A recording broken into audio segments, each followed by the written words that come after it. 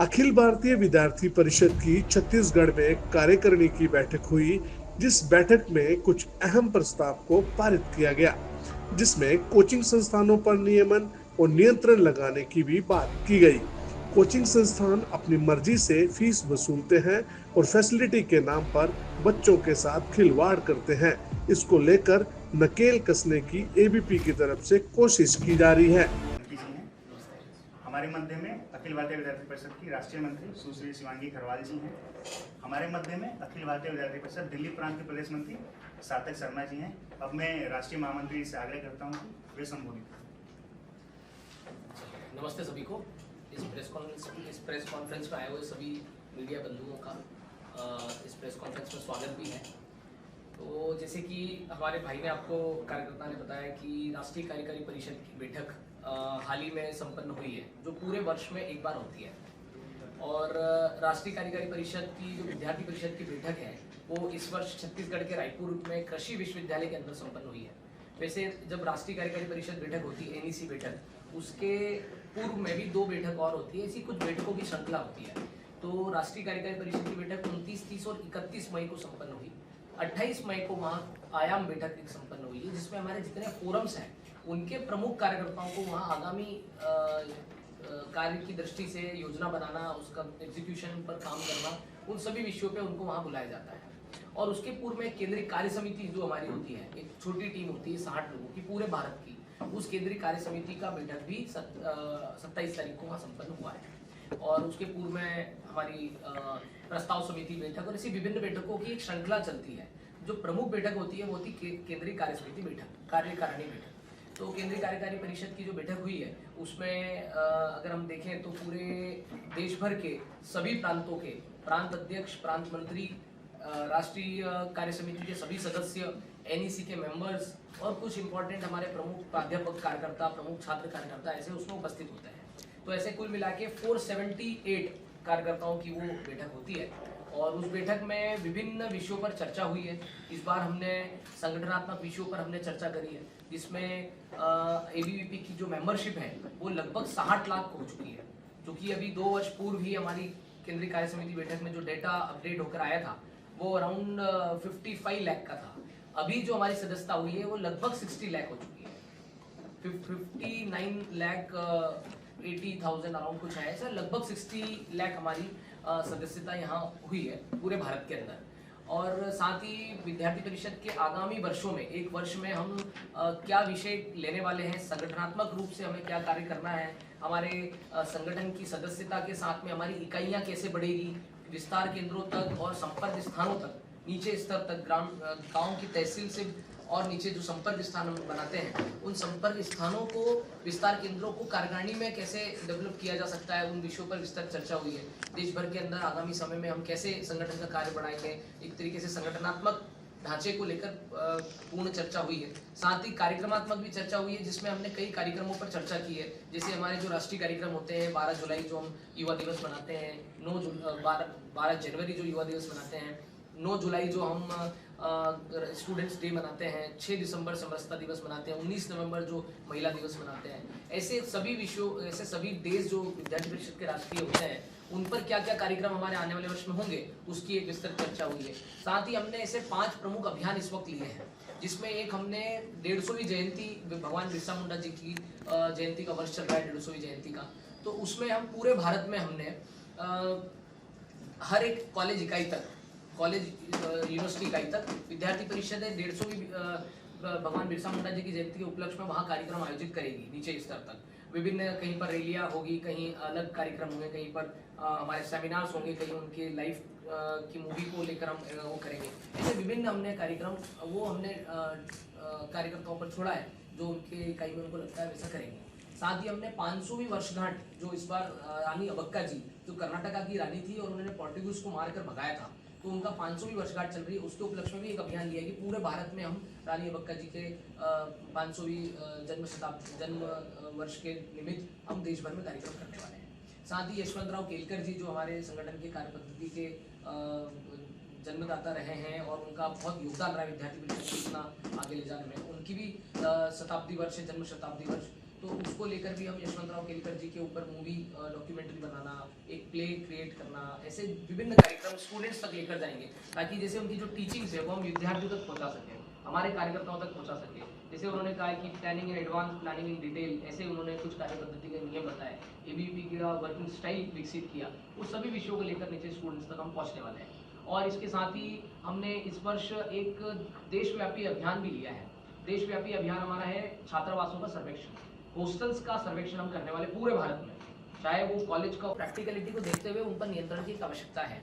तो ऐसी कोचिंग संस्थान को लेकर हमने एक प्रस्ताव लेकर आए हैं। उस प्रस्ताव में हमने देश के युवाओं से, अभिभावकों से भी आह्वान कर रहे हैं कि सोच समझकर और अपने बच्चों को सही कोचिंग्स में डालें, किसी के जो फेक ये बोले फेक मार्केटिंग का शिकार ना हो। जैसे कई कोचिंग संस्थान जो है फेक मार्केटिंग करते हैं, स्कॉलर्स को खरीद कर अपना बताते हैं और करते हैं, तो उसमें भी हमने देश के युवाओं से, अभिभावकों से भी ऐसा आह्वान किया है। साथ ही हमारा जो दूसरा प्रस्ताव रहा है वो रहा है कुलपतियों की नियुक्ति को लेकर।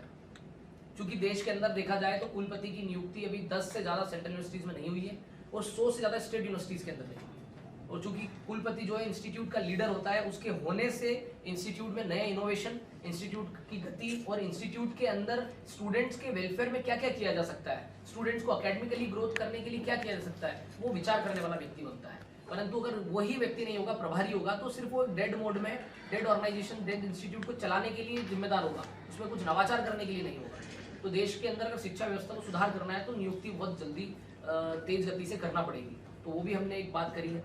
तीसरा हमारा जो प्रस्ताव है वो इंटरनल सिक्योरिटी को लेकर है। भारत के अंदर, देश के अंदर कई स्टेट्स में ऐसे विषय आ रहे हैं जहाँ कई घटनाएं हुई है जिससे देश का शांति और समाज के बीच में विद्वेष उत्पन्न करने का कार्य हो रहा है, तो उस पर नियंत्रण करने के लिए हमने एक प्रस्ताव लाया। एक इंटरनेशनल रिलेशंस को लेकर हमारा प्रस्ताव है, चौथा जो प्रस्ताव है, जिसमें हम देश भर के भारत के आस पड़ोस के जो देश हैं उनके साथ भारत के डिप्लोमेटिक लेवल पर कैसे रिलेशंस होना चाहिए। अभी जैसे चाइना है, ब्रह्मपुत्र नदी पे बहुत बड़ा डैम बना रहा है, जिसकी वजह से पूरा नॉर्थ ईस्ट में पानी का एक शॉर्टेज की संभावना या बाढ़ की शॉर्टेज संभावना बनेगी। तो ऐसे, और स्ट्रिंग ऑफ पल्स का जो उनका कंसेप्ट है, ऐसे विभिन्न कॉरिडोर भी डेवलप कर रहे हैं, भारत को जो एक तरीके से डिप्लोमेटिक लेवल पर दबाने का प्रयास कर रहे हैं, उसको लेकर भी हमारा एक प्रस्ताव आया है। उसमें भी भारत की भूमिका क्या होना चाहिए, भारत ने कैसे करना चाहिए, वो सब विषयों पे हमारा प्रस्ताव आया है। तो ऐसे 4 प्रस्ताव हमारे एनईसी में हुए हैं और एक प्रस्ताव हमारा केंद्रीय कार्य समिति बैठक में हुआ है।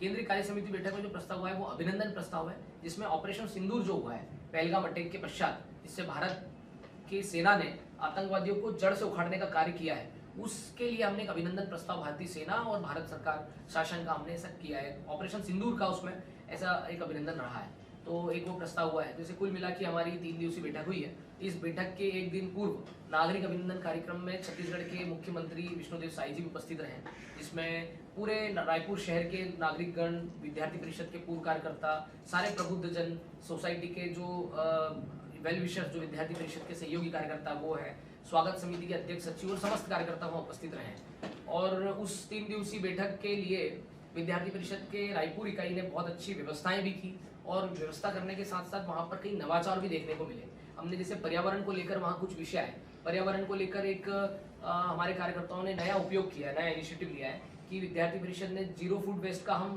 2018 से हम आह्वान करते आए हैं, परंतु इस बार हमने क्या किया है कि लकड़ी के बूरे से थाली साफ करने का व्यवस्था वहाँ की है और बिल्कुल उससे बहुत अच्छे से थाली साफ हुई है। बाद में उसको जरूर एक पानी में एक बार डिप जरूर किया है, परंतु पानी का बचाने के लिए, वाटर कंजर्वेशन के लिए हमने वहाँ लकड़ी के बूरे का उपयोग थाली साफ करने के लिए किया है। साथ ही वहाँ सीड बॉल्स वितरित की गई है कार्यकर्ताओं की ओर से, वहीं के कार्यकर्ताओं ने बनाई है ताकि कहीं पर भी रास्ते में जो कार्यकर्ता देश भर से आए हैं वहाँ बैठक में अपने अपने स्थानों पर जाकर वो रास्ते में कहीं फेंक सकते हैं, जिससे प्लांटेशन हो सकता है। तो ऐसा एक प्रयोग वो भी वहाँ उन्होंने किया है। और रही बात वहाँ पूरे परिसर जो उन्होंने डेवलप किया है, उसके अंदर जो छत्तीसगढ़ की संस्कृति है उसको बहुत अच्छे से दर्शाया है। सरगुजा, बस्तर, इस क्षेत्र के जो कल्चर्स हैं, आपने शायद फोटोज में भी देखा होगा, उन सभी विषयों को लेकर वहाँ बड़े अच्छे से प्रदर्शनी लगाना, वहाँ के आव भाव में, कल्चर में, अतिथियों का आवाज उसमें स्वागत करने में, सब उसमें वो संस्कृति हमको दिखी है। तो ऐसे कुल मिला के हमारी जो बैठकों की श्रृंखला हुई, जिसमें NEC, CWC और आयाम बैठक हुई है, हमारे जो 20+ आयाम हो चुके हैं, अब 20+ आयामों का आगामी वर्ष की हमारी क्या योजना है, उसमें कैसे हम संगठन कार्य करने वाले हैं और पूरे संगठन का आगामी समय में हमें किन बातों पर आंदोलन लेना है, किन बातों पर अभियान करना है, किन मूवमेंट्स को हमको खड़ा करना है, किन बातों को युवाओं और स्टूडेंट्स तक पहुंचाना है, उन सब पर विचार विमर्श होकर हमने ऐसा बैठक में चर्चा करके कुछ निर्णय किए हैं, उन सभी निर्णय पे विद्यार्थी परिषद आने वाले समय में आगे बढ़ेगी। तो ऐसे प्रस्ताव संबंधित भी मैंने डिटेल जानकारी आपके समक्ष रखी है और पूरी बैठक संबंधित। और आपको इसके अतिरिक्त कुछ लगता है तो आप कोई प्रश्न पूछ सकते हैं। छत्तीसगढ़ में जो कार्यकारिणी की बैठक हुई गई है उसमें क्या फैसले अहम लिए गए हैं? छत्तीसगढ़ की जो हमारी बैठक हुई है, कार्यकारिणी बैठक के अंदर हमारे जो अहम फैसले हैं उसमें हमने कुछ अभियान तय किया है। एक हमारा छात्रावास सर्वेक्षण अभियान है जो पूरे भारत के अंदर हॉस्टल्स का सर्वेक्षण हम करने वाले हैं। दूसरा हमारा जो एक हमने लिया है कि 150वीं जयंती जो भगवान बिरसा मुंडा जी की इस वर्ष चल रही है, 150वीं शारद शताब्दी वर्ष जो उनका चल रहा है, उसके निमित्त हम नीचे कॉलेज इकाई तक, नगर इकाई तक हमारे जो संगठनात्मक रचना में है उसमें हम भगवान बिरसा मुंडा जी के कार्यक्रमों का आयोजन करने वाले हैं। साथ ही रानी अबक्का जो कर्नाटका की रानी रही है, कर्नाटका में एक प्लेस की, उन्होंने पोर्टुगीज़ को मार के भगाया था आज से 500 वर्ष पूर्व, और 500वीं उनकी जन्म शताब्दी वर्ष चल रहा है, तो उसके निमित्त हम रानी अबक्का जी का कार्यक्रम करने वाले हैं। और इस वर्ष संघ का शताब्दी वर्ष भी है, तो उसको ध्यान में रखते हुए, चूँकि मातृ संगठन है और उसको ध्यान में रखते हुए संगठनात्मक सुदृढ़ीकरण और साथ ही हम पंच परिवर्तन पर काम करने का हमने ऐसा इस बार अभियान भी लिया है। यशवंतराव केलकर जी जो हमारे संगठन के पूर्व में प्रदेश अध्यक्ष, राष्ट्रीय अध्यक्ष रहे हैं और हमारे पूरे देश में संगठन की कार्यपद्धति विकसित करने में जिनका बहुत अहम रोल रहा है, उनके जन्म शताब्दी वर्ष के निमित्त हम देश भर के अंदर यशवंतराव केलकर जी को लेकर भी कार्यक्रम करने वाले हैं। कोचिंग संस्थानों को लेकर भी कहा है कि फीस को लेकर आप नियम बनाएंगे, उसके बाद में उनकी व्यवस्थाओं को भी, तो आप इस प्रस्ताव को किस तरह से आगे बढ़ाएंगे और किस तरह से इस पर नियम आएगा? जी, ये हमारे जो प्रस्ताव आए हैं जिसमें कोचिंग संस्थान जो है उन पर नियंत्रण की आवश्यकता है और उनके जो रेगुलेशन 2024 में आए हैं उनको इम्प्लीमेंट कराने की आवश्यकता है। अभी देश के अंदर कई शहर ऐसे हैं जहाँ कोचिंग हब बन चुके हैं और वहाँ कोचिंग हब बनने के बाद वहाँ उन कोचिंग संस्थानों में एन नंबर ऑफ स्टूडेंट्स को पढ़ा रहे हैं।